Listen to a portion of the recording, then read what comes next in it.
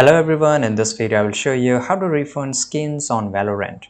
So if you're just playing this game, if you want to refund, then it's really easy to refund, as you can see here. So first of all, you have to visit the Valorant support refund page. So you have to just go to Google, look for Valorant support refund, and here you will get this option that how you can refund. This is just by official website of Riot Games, the producer of Valorant. So no need to worry, you can just go and click here. Now here they will ask you to log in, right? So if you have ID, then you can just always go and click on login, which is on the top right. Now here they are just giving a solution that how you can just refund unused or refund weapon skin. Now first of all, it will ask you to click on login here.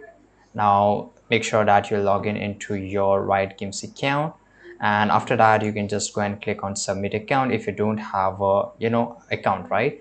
So I will advise you that just go and log in with your account, and automatically some prompts will come up and you have to fill up this request, and automatically you will able to refund, right? Same way as you can see here, this is how I can just refund it right now.